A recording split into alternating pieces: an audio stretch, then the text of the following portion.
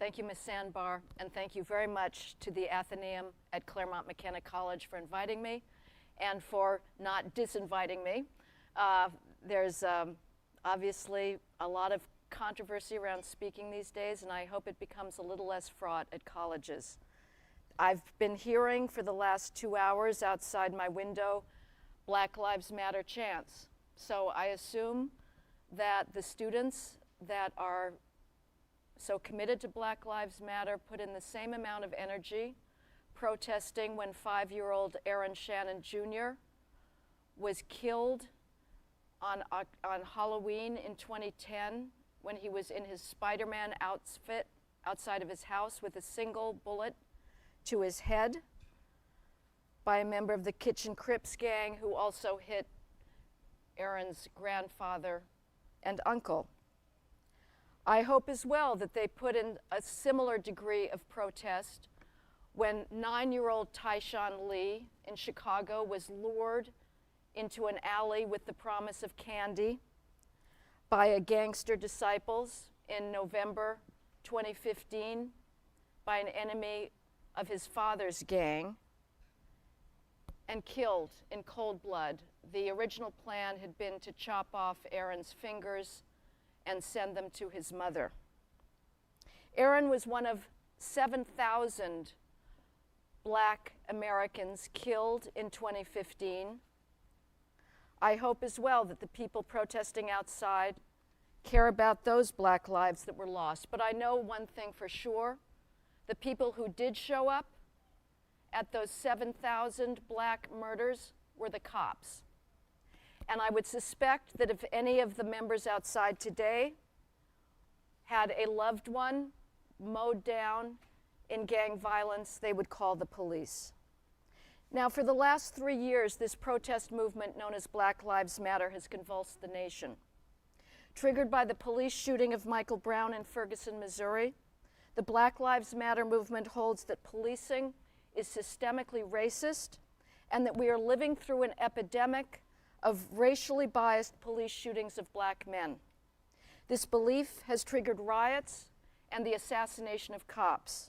It has also led to a sharp drop-off in proactive policing and a corresponding rise in violent crime.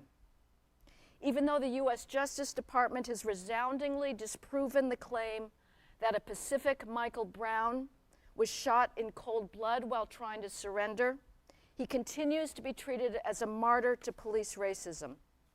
Today, I want to examine the Black Lives Matter movement's central thesis, that the police are the greatest threat facing young Black men today.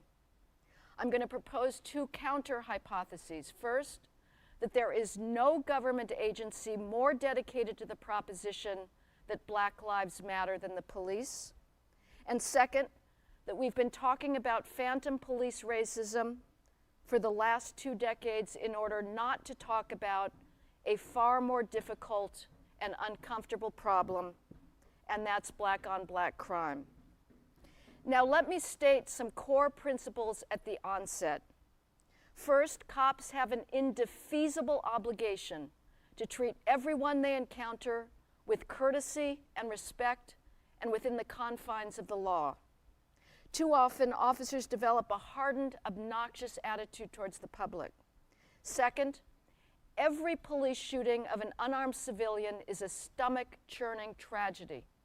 Police training has to work incessantly to prevent such grotesque miscarriages of justice. And third, given this country's appalling history of racism in betrayal of its fundamental ideals, and the complicity of the police in maintaining slavery and de jure segregation through the use of brutal and unlawful force, every police shooting of a Black man is particularly and understandably fraught. But however tragic the history of policing and race, patterns of policing today do not demonstrate racism. Contemporary policing is data-driven. In order to save lives, cops go where people are most being victimized, and that is in minority neighborhoods. To understand policing today, you have to look at the facts of crime. In 2015, over 7,000 blacks were murdered.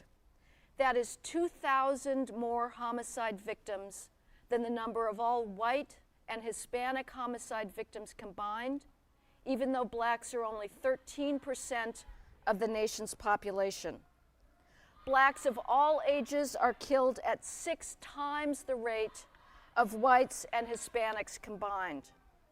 In Los Angeles, a typical city, blacks between the ages of 20 and 24 die at a rate 20 to 30 times the national mean. Who is killing them? Not the police and not white civilians, but other blacks. The astronomical black death by homicide rate is a function of the black crime rate.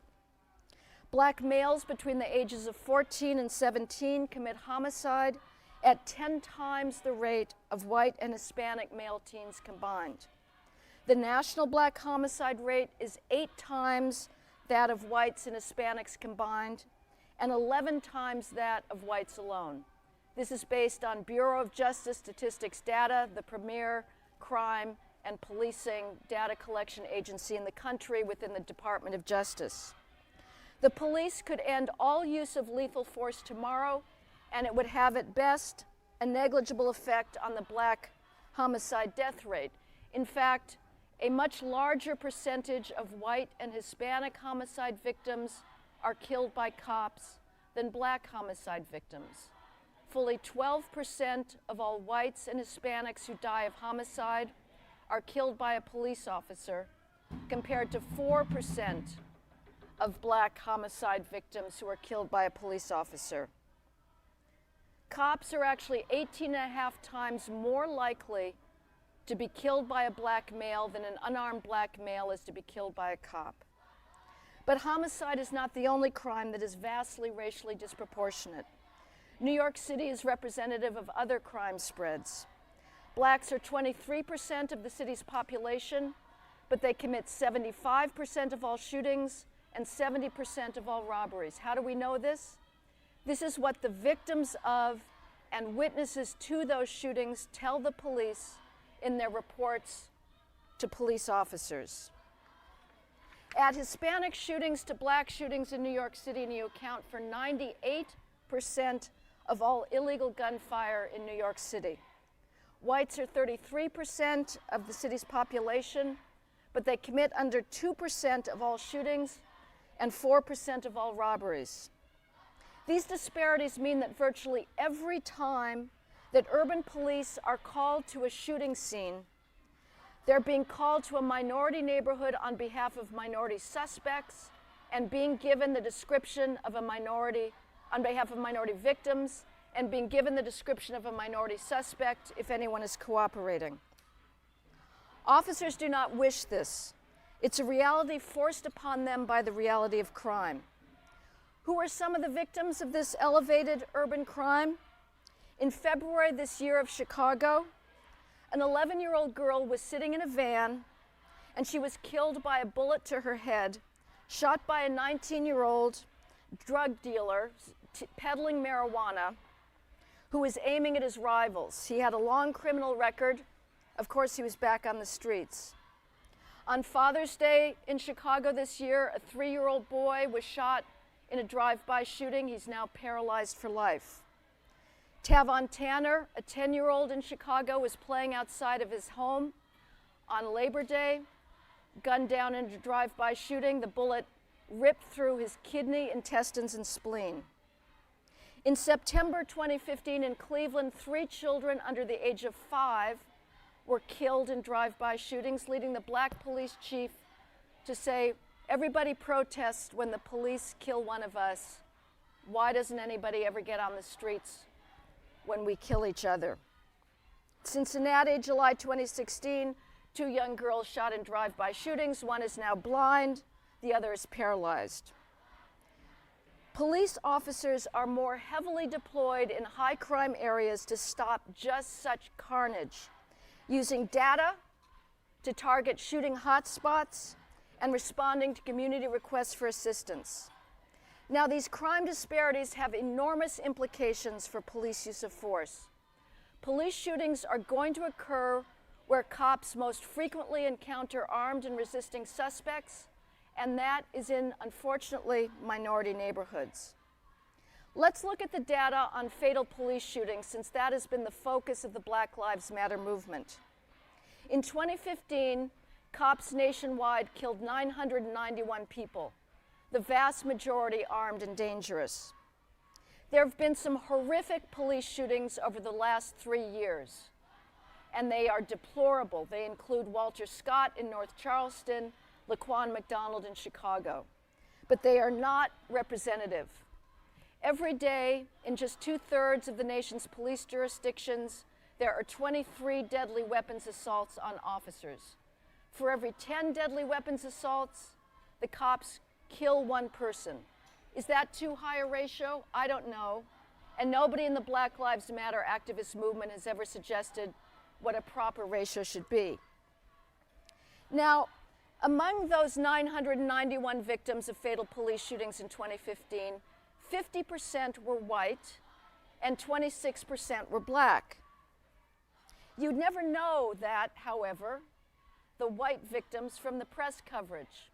Among the white victims was a 50-year-old man in Tuscaloosa, Alabama, in a domestic violence incident who ran at the officer with a spoon, an unarmed 28-year-old driver in Des Moines, Iowa, who led the police on a car chase, then walked quickly towards the pursuing officer, and a 21-year-old in Akron, Ohio, involved in a grocery store robbery who escaped on a bike and didn't take his hand out of his pocket when asked to do so.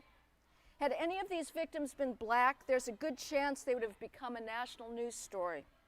But because they were white, they do not fit the dominant narrative about racist police shootings, so they are wholly unknown.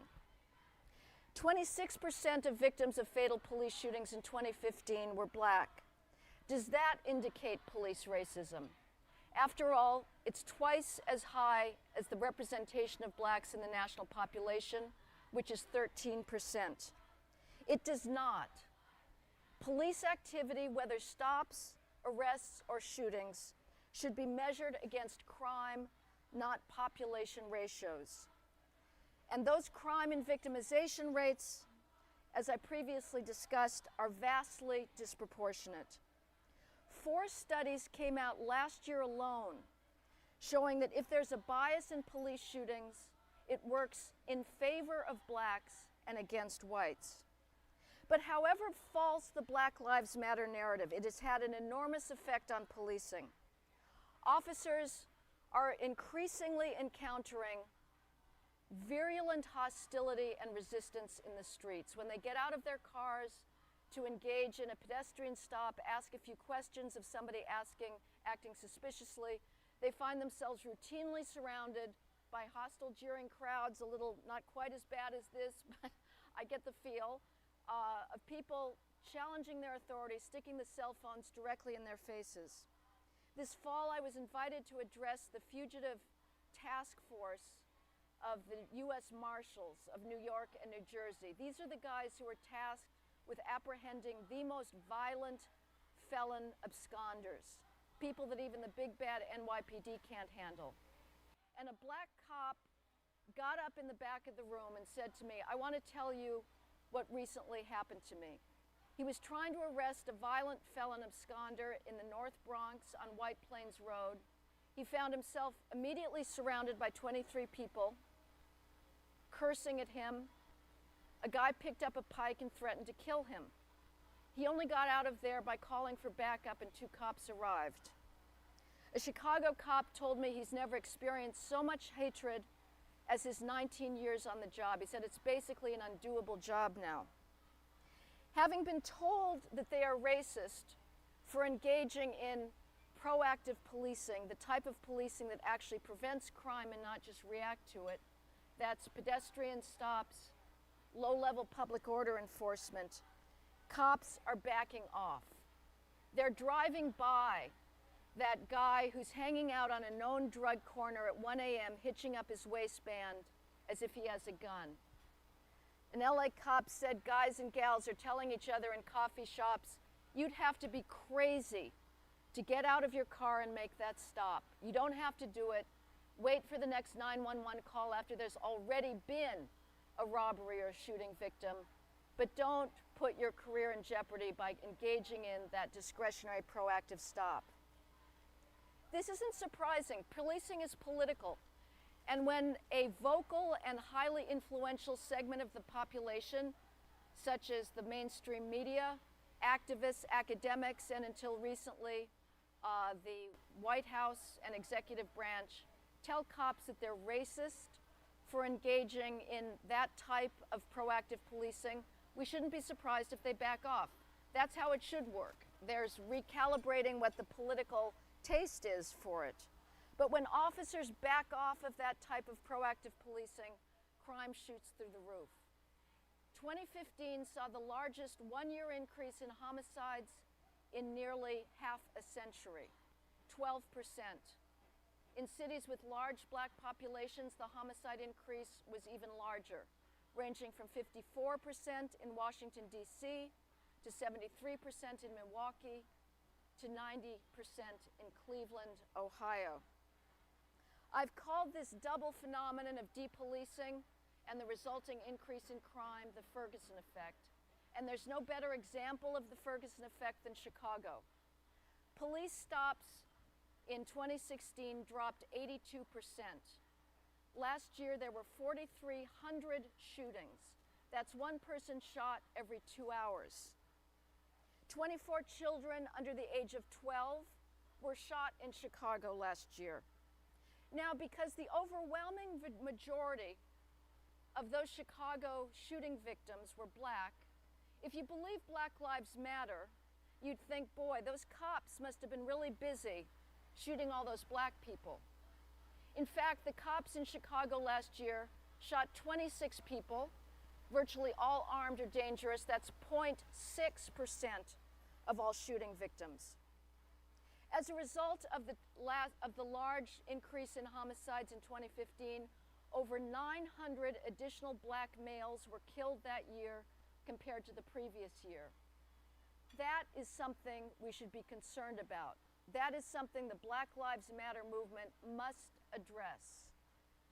2016 is likely to see an equally high number of murders, and this year is looking to be just about the same. Now, when cops back off, something else happens besides high crime. The many law-abiding residents of inner city areas find themselves ignored. I have never been to a police community meeting in a high crime neighborhood like South Central LA, South Bronx, or Central Harlem, Central Brooklyn, where I haven't heard some variant of the following request from the people in that room. You arrest the drug dealers and they're back on the corner the next day. Why can't you keep them off the street? There's hundreds of kids hanging out on the corner fighting. Whatever happened to loitering laws? Or there's kids in my lobby smoking weed and selling drugs. I'm terrified to go down and pick up my mail. I spoke to a woman, Mrs. Sweeper, an elderly cancer amputee in the Mount Hope section of the Bronx. She said to me, "Please, Jesus, send more police. As long as you see the police, everything is A-okay." But when she didn't see the police, she was a prisoner in her own apartment, unable to go down into her building lobby. I hear from people like an elderly woman in the 41st precinct of the South Bronx who last June in a police community meeting broke out spontaneously, apropos of nothing in particular, "How lovely when we see the police. They are my friends." These are the people who are never heard in the national media. Now, when the police get these requests, these heartfelt requests for public order, I don't know what the activists expect them to do.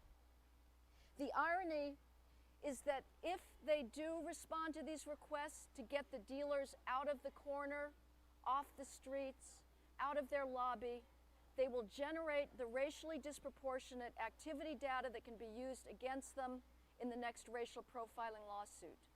But if they don't respond, they are leaving those people to their own devices.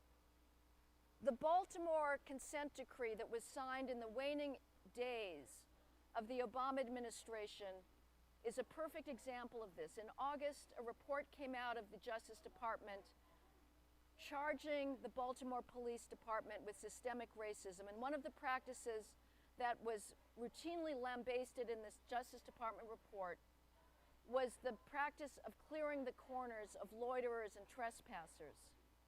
So this report came out, and a few weeks later, both the Baltimore Sun and the Washington Post sent reporters to West Baltimore, and they attended some police community meetings. And what did both these sets of reporters hear from those good law-abiding people in West Baltimore? Why aren't you clearing the corners? The drug dealers are back in control. I can't run my business. No employees want to come, and certainly no customers. Now, the violent crime increase of the last 3 years is putting at risk the crime drop of the last 2 decades that was accomplished thanks to proactive policing. Violent crime dropped 50% from 1994 to 2014 when the Black Lives Matter movement hit. It occurred thanks to a revolution in policing that began in the NYPD and spread nationwide. Until that point in 1994, police commanders in New York had no idea what the crime picture was and crime data was until 6 months after the fact.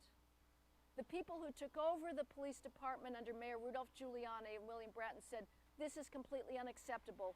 We need up-to-the-minute crime data so we can work on strategies. They started gathering information fanatically, first on an hourly, then on a weekly basis. And they would hold weekly meetings, and they'd call precinct commanders in, and they would grill those precinct commanders ruthlessly about crime in their precinct. And if those commanders didn't know every single shooting and every single robbery that occurred over the last month and weren't prepared with a strategy to end it, their careers were at jeopardy. These weekly meetings, which came to be known as CompStat, were high-wire, high-pressure events. Chairs were thrown immediately, and careers were ended because the police had never before held themselves accountable. If you go to a CompStat meeting today in Los Angeles, New York, or Chicago, you're going to hear them talking about where are people being victimized? Where's the pattern of robberies? Where's the pattern of burglaries? They will never talk about race. The police are focused like laser beams in a CompStat regime on stopping crime, and they have saved thousands of minority lives since the early 1990s. But now that crime drop is at risk. In October of 2015, Chicago Mayor Rahm Emanuel met with U.S. Attorney General Loretta Lynch, and he told her, my Chicago cops have gone fetal. They're no longer willing to interdict crime. This is as a result of the Ferguson effect. But unless the false narrative about endemically racist policing ends, we're going to see more Black lives lost. Cops need better training. They need better hands-on tactical training that will help them better make those agonizing split-second shoot, don't shoot decisions. They also need to be considered, but they also need to not be considered racist or demonized for simply enforcing the law where people are most being victimized.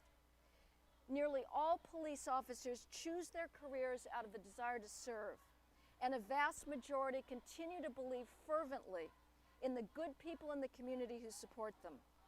By all means, we must do everything we can to make sure police departments use force only as a means of last resort. But as long as crime rates remain so disproportionate, policing will be more intense in minority neighborhoods, increasing the chances that when an encounter goes awry, it will have a minority victim. That's a tragedy, but it is one that will not change until crime rates change. If we could bring the Black crime rate down to that of other groups, the alleged policing problem would go away and we wouldn't be having this conversation. And to do that, we need to reconstitute the family, which is dissolving all across the country. The best anti-crime policy is for boys to be raised by their fathers as well as their mothers. Rebuilding the family is a long-term project that requires a willingness to say unapologetically that children on average need fathers as well as mothers. In the meantime, however, proactive policing is the best government program yet devised to regenerate troubled urban neighborhoods and to free their law-abiding residents from the thrall of fear and disorder. Thank you for your attention, and I hope there's questions that have come in over the shouting.